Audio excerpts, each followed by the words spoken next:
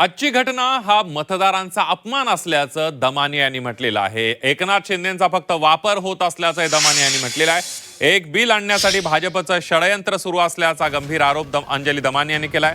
Bill आल्यास 50 वर्ष भाजपची सत्ता राहील असा सुद्धा आरोप दमानिया यांनी केलेला। आता तरी सर्व प्रादेशिक पक्षांनी एकत्र येणं गरजेचं असल्याचं दमानिया म्हणाले।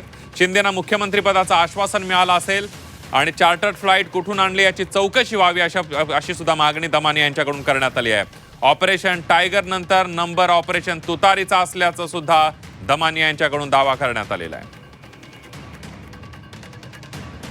आज एका दिल्लीच्या हॉटेलमध्ये बसून ते या प्रत्येक मतदाराचा विश्वास विकत असतील, तर लोकशाही विकत असतील, त्याचे 3 डेरा वाजवत असतील, तर हे अतिशय चुकीचं आहे। आणि हे शिंदेंचं नाही आहे, शिंदेंचा वापर होतोय, त्यांना कळत सुद्धा नाही आहे की आपला वापर होतोय।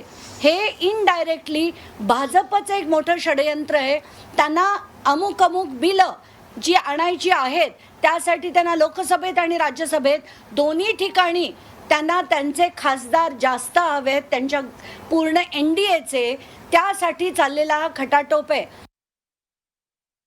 जर यांची मोठ्या मोठ्या राज्यांमध्ये जर त्यांचे आमदार आणि खासदार वाढले तर भाजपशिवाय या देशात कोणीही उरणार नाही आणि हे लोकशाहीसाठी घातक आहे। आता तरी या सगळ्या प्रादेशिक पक्षांनी जागं होणं गरजेचं आहे, एकत्र येणं गरजेचं आहे आणि भाजप विरोधात बनण्यापेक्षा लोकशाही वाचवण्यासाठी आंदोलन करणं गरजेचं आहे।